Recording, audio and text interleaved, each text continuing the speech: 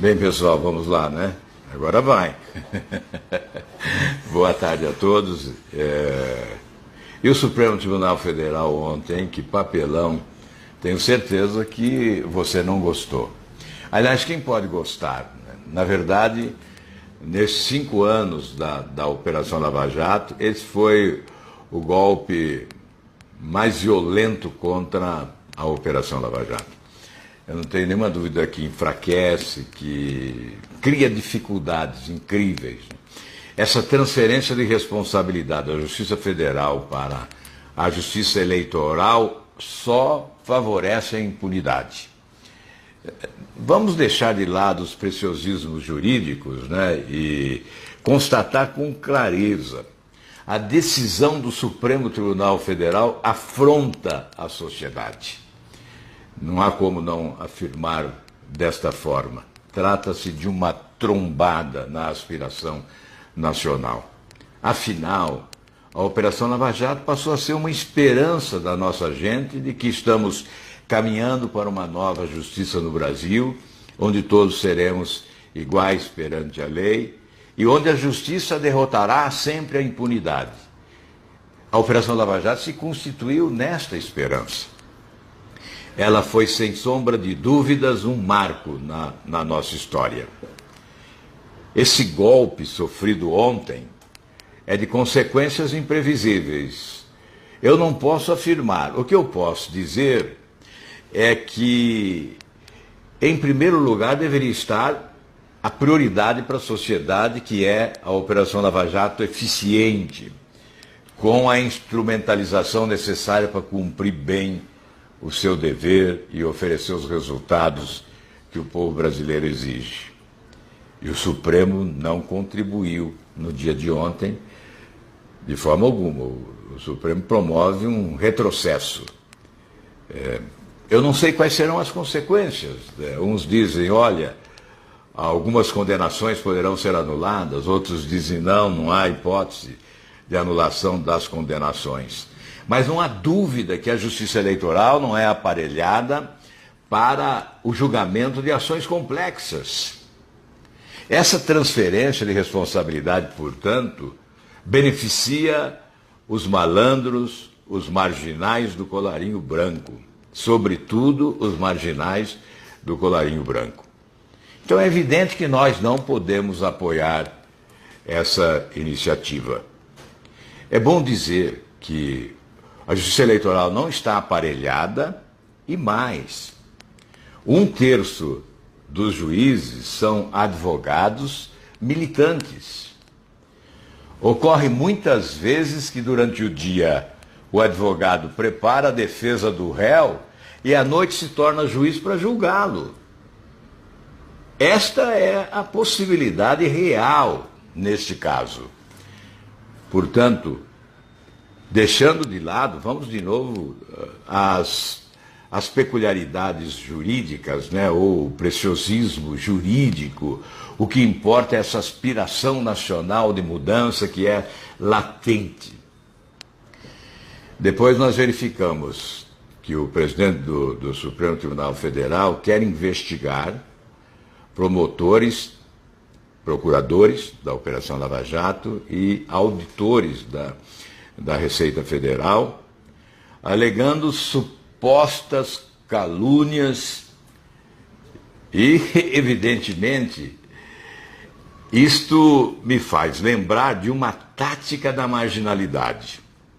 O que fazem os marginais, os criminosos? Eles procuram desqualificar quem denuncia para se defender. Defendem-se os marginais tentando desqualificar os que denunciam.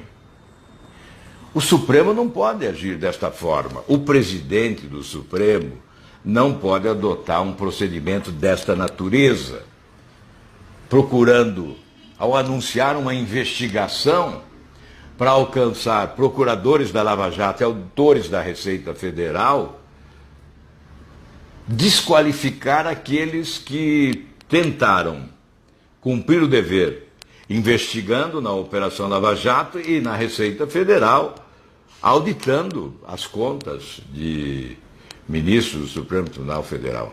Enfim, é um procedimento também reprovável e condenável. O outro ponto que eu queria abordar nessa conversa com vocês é a CPI Lava Toga. Eu assinei a CPI.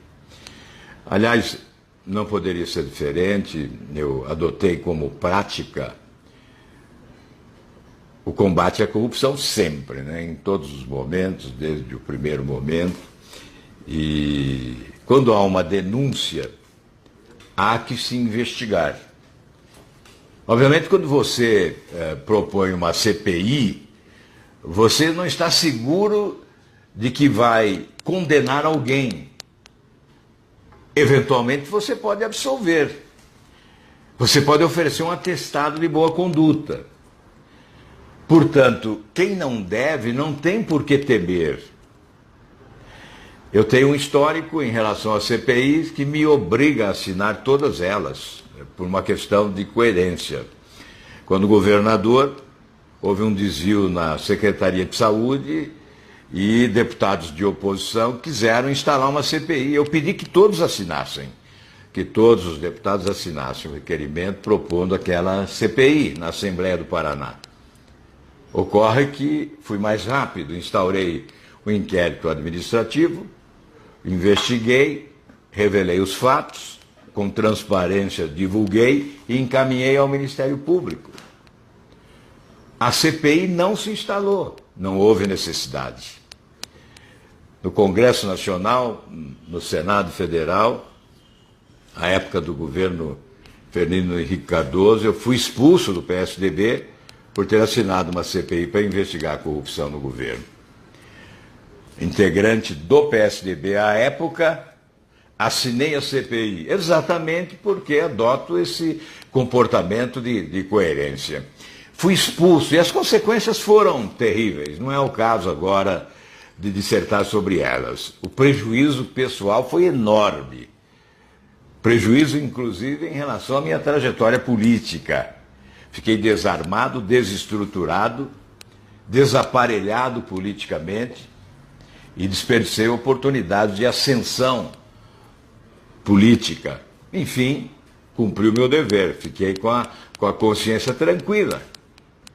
Fiquei com a consciência tranquila. Lembro-me muito bem que, quando fui expulso, o meu pai ainda vivo, né, um agricultor simples, né, ele me telefonou e disse: olha, meu filho, não fica triste não, quando o joio é demais, é mais fácil arrancar o trigo. E eu guardei essa frase dele, que é da sabedoria rural, com certeza ela ensina. Enfim, eu assinei, no dia anteontem, né, eu assinei a CPI Lava Toga, porque o requerimento agora é completo, ele apresenta 13 fatos determinados. Então, qual é o objetivo? É investigar os tribunais? É investigar o Poder Judiciário como um todo? Não. É investigar 13 fatos, 13 denúncias. Então, as pessoas sérias do Poder Judiciário não têm por que se preocupar. Devem apoiar a CPI, até porque ela oferecerá atestado de boa conduta àqueles que não forem alcançados por ela. São 13 fatos determinados que serão investigados se a CPI for instalada. Portanto, ela cumpre esse requisito regimental essencial para a instalação de uma CPI. Eu quero fazer uma rápida abordagem sobre isso. As CPIs tiveram grande importância no Parlamento brasileiro. Eu participei de quase todas elas ao longo desses últimos 15 anos, com exceção das últimas, porque me recusei a participar.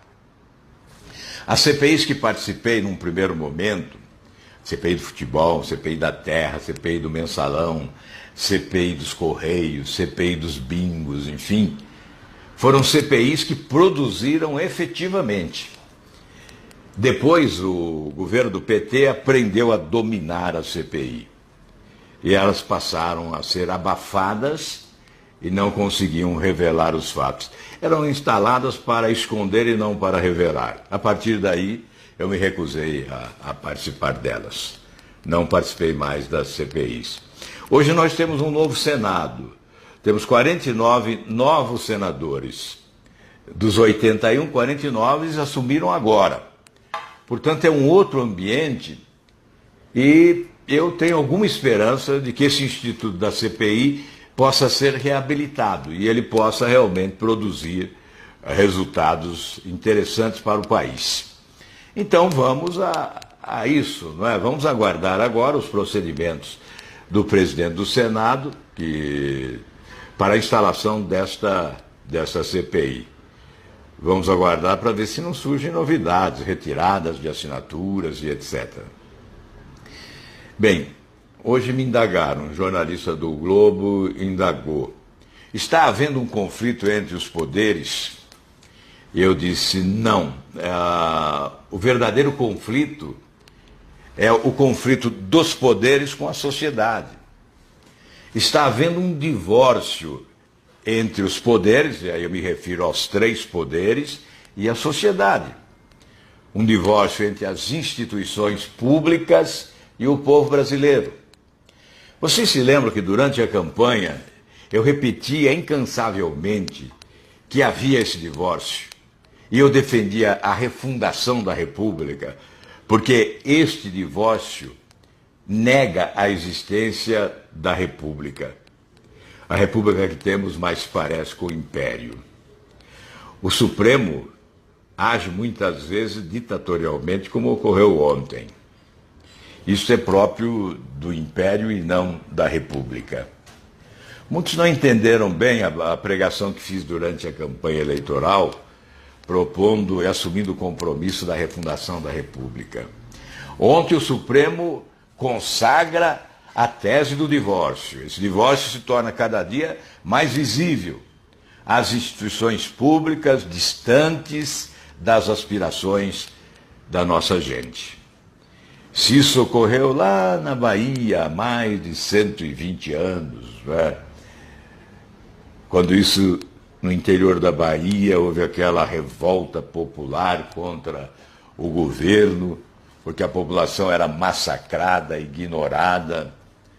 Lá ficava patenteado esse divórcio entre governo e sociedade. Mas ele está presente hoje. Está mais moderno, mas está presente, esse divórcio está aí e nós precisamos refundar a República.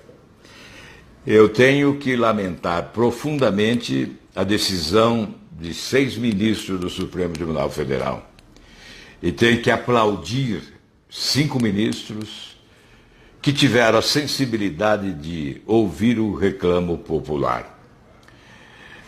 Nenhuma justificativa invocando um preciosismo jurídico, porque as interpretações são flexíveis, né? Nenhum pretexto que leve em conta o preciosismo jurídico de um rigor interpretativo que desagrade a sociedade, que afronte o povo do país, que trombe na aspiração maior da nossa gente, pode receber o nosso aval. Nós estamos contra isso.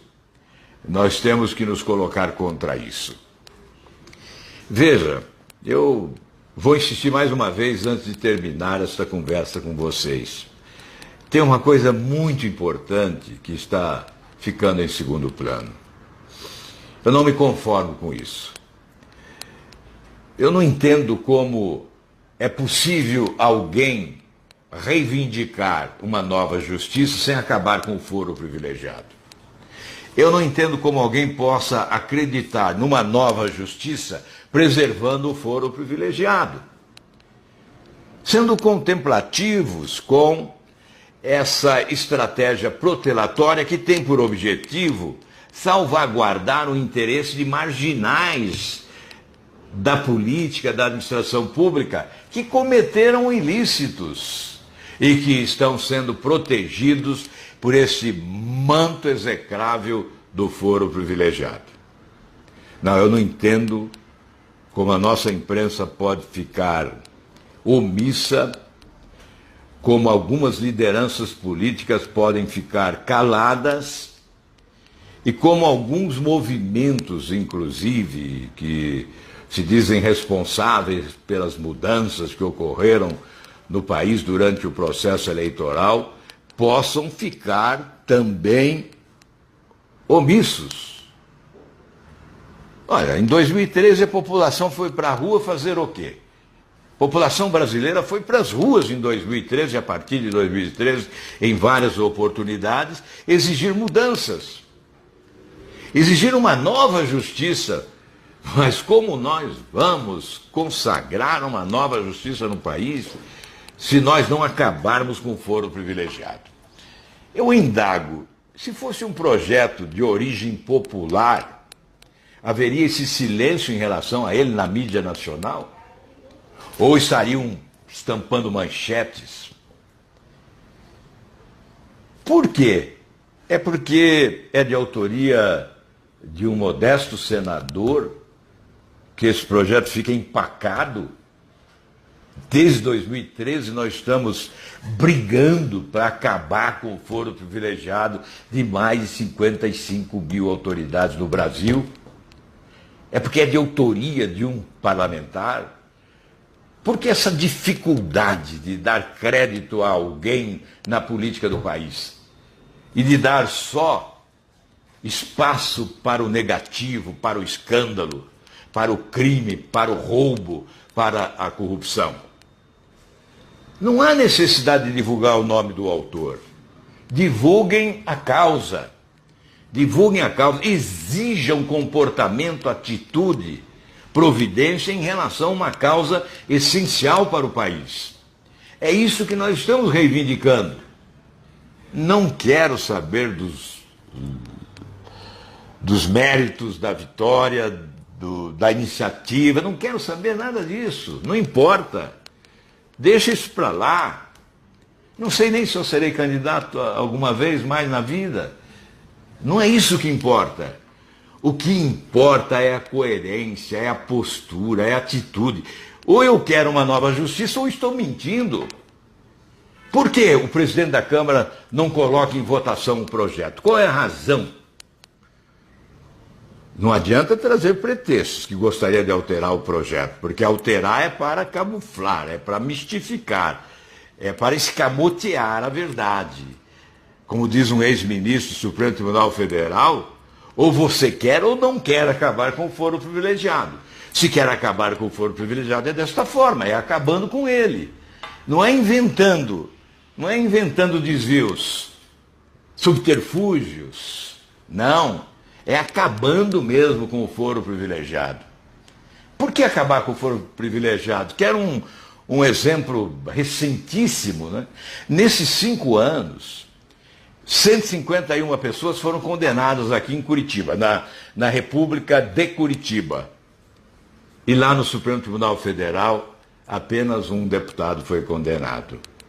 Aqui a soma destas 151 pessoas presas, 151 pessoas condenadas, dá mais de 200 anos de cadeia. Lá dá 13 anos de cadeia. E lá estão, evidentemente, luminares desse processo de corrupção no país. Artífices principais do processo de corrupção estão entregues ao Supremo Tribunal Federal. A impressão que fica é que essa estrutura do Supremo foi idealizada para não funcionar. É para não funcionar.